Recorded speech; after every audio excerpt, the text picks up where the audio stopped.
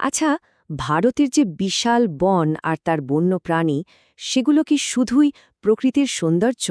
একদমই না। ওরা আসলে আমাদের জীবনেরই একটা অংশ।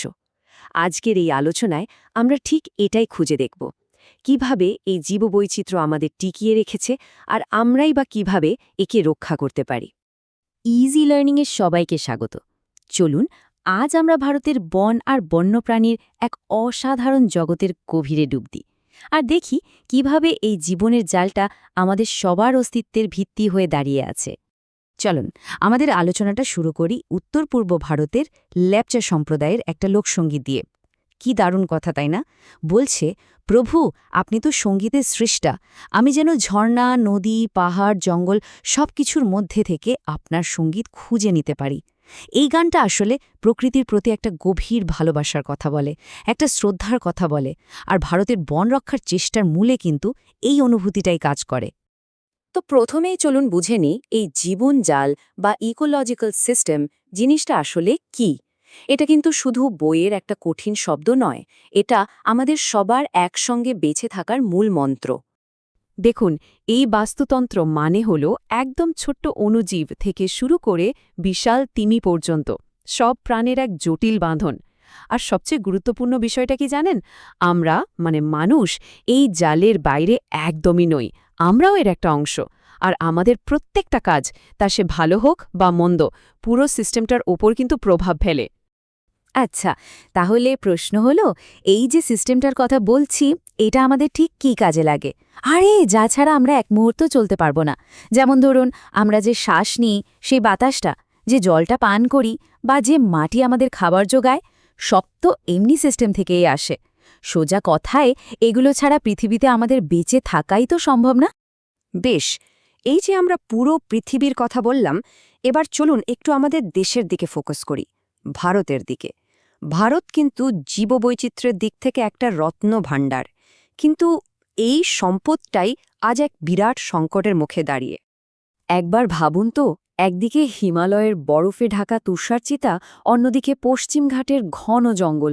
ভারত আসলেই জীববৈচিত্র্যে বিশ্বের অন্যতম সেরা একটা দেশ। কিন্তু সমস্যাটা হলো, এই যে শিল্প বাড়ছে, জঙ্গল কেটে বসতি তৈরি হচ্ছে, এর ফলে আমাদের এই অমূল্য সম্পদটা আজ বিপদের মুখে। কিন্তু প্রশ্নটা হলো, এই যে প্রাকৃতিক সম্পদ, এটাকে বাঁচানোটা ঠিক কতটা জরুরি? কেন আমাদের এত ভাবতে হবে এটা নিয়ে? চলুন এবারই প্রশ্নটারই উত্তর খোঁজা যাক। দেখুন, সংরক্ষণের পেছনে মূলত তিনটে বড় কারণ আছে। প্রথমত, পরিবেশের যে বৈচিত্র্য আর ভারসাম্য, সেটাকে ধরে রাখা। দ্বিতীয়ত, আমাদের বেঁচে থাকার জন্য যা যা দরকার, মানে জল, বাতাস, মাটি, সেগুলোকে বাঁচিয়ে রাখা। আর তৃতীয়টা হলো ভবিষ্যতের জন্য গাছপালা আর প্রাণীদের জিনগত বৈচিত্র্যটাকেও রক্ষা করা। মানে ব্যাপারটা শুধু গাছ বা প্রাণী বাঁচানো নয়, এটা আসলে আমাদের নিজেদের অস্তিত্ব বাঁচানোর লড়াই। বাঘ, একশৃঙ্গ গন্ডার বা এশিয়াটিক সিংহ, এদের নাম শুনলেই আমাদের গর্ব হয়, তাই না? কিন্তু দুঃখের বিষয় হল, ভারতের এই অসাধারণ প্রাণীগুলো আজ বিপন্ন। আর ঠিক এদেরকে বাঁচানোর জন্যই কিন্তু ১৯৭২ সালে ভারতীয় বন্যপ্রাণী সুরক্ষা আইনটা আনা হয়েছিল। কারণ এরা শুধু আমাদের দেশের গর্বই নয়, এরা পুরো জঙ্গলের স্বাস্থ্য ভালো রাখতেও কিন্তু বিরাট ভূমিকা রাখে। চলুন এবার একটা বিশেষ গল্পের দিকে নজর দেয়া যাক। গল্পটা হলো এই পৃথিবীর অন্যতম পরিচিত একটা প্রাণীকে বাঁচানোর লড়াইয়ের গল্প। হ্যাঁ, আমি বাঘের কথাই বলছি। স্ক্রিনের এই সংখ্যাটা একবার দেখুন, ১৮২৭। এর পেছনের গল্পটা জানার আগে শুধু সংখ্যাটা একবার ভাবুন তো। এটাই ছিল ১৯৭৩ সালে গোটা ভারতে বাঘের সংখ্যা। ভাবা যায়, শতাব্দীর শুরুতে যেখানে প্রায় ৫৫,০০০ বাঘ ছিল, সেখানে কমতে কমতে এসে দাঁড়িয়েছিল মাত্র ১৮৮৭-তে। এই ভয়াবহ পতন দেখেই কিন্তু সরকার নড়ে চড়ে বসেছিল আর দ্রুত ব্যবস্থা নিতে বাধ্য হয়েছিল। তো বাঘের সংখ্যা এত কমে গেল কেন? এর পেছনে অনেকগুলো কারণ ছিল। একদিকে চামড়া আর হাড়ের জন্য চোরা শিকার তো ছিলই, তার ওপর জঙ্গল কেটে ফেলায় তাদের থাকার জায়গা ছোট হয়ে আসছিল।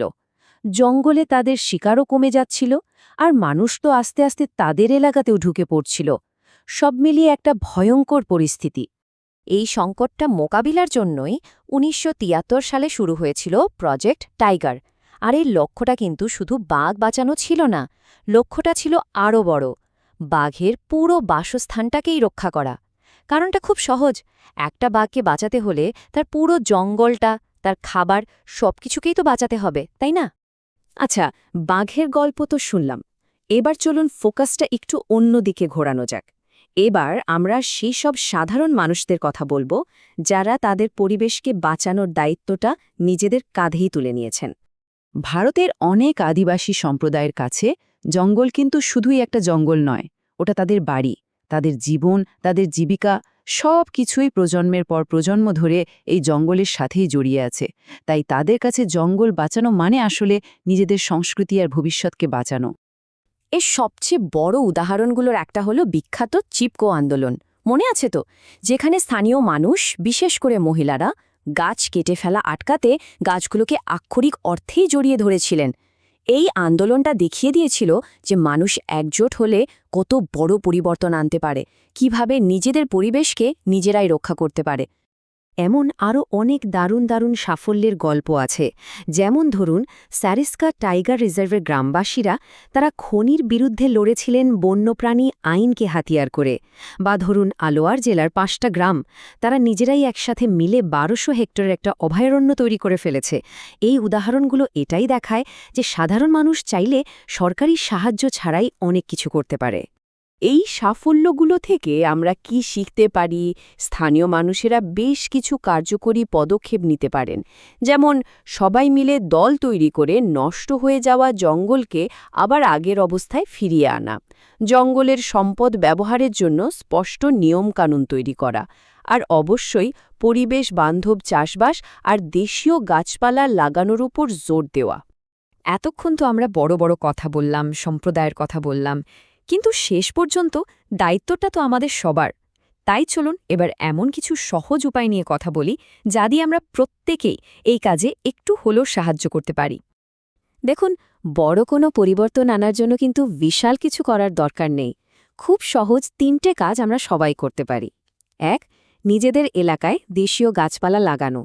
2. জিনিসপত্রের ব্যবহার কমানো আর আবর্জনা যেখানে সেখানে না ফেলে ঠিকভাবে ফেলা। আর 3. আশেপাশে যারা পরিবেশ নিয়ে কাজ করছে সেসব সংস্থা বা দলগুলোকে সমর্থন করা। বিশ্বাস করুন, প্রত্যেকটা ছোট পদক্ষেপে কিন্তু অনেক বড় পরিবর্তন আনে। চলুন গৌতম বুদ্ধের এই অসাধারণ কথাটা দিয়ে আমাদের আজকের আলোচনা শেষ করি। গাছ এক অদ্ভুত জীব, যার দয়া অসীম। সে সবাইকে আশ্রয় দেয়, এমনকি যে কুঠার দিয়ে তাকে কাটতে আসে তাকেও ছায়া দিতে ছাড়ে না। কথাটা একবার ভাবুন, এটা প্রকৃতির উদারতা আর তাকে রক্ষা করার আমাদের দায়িত্বটা কত সুন্দরভাবে মনে করিয়ে দেয়।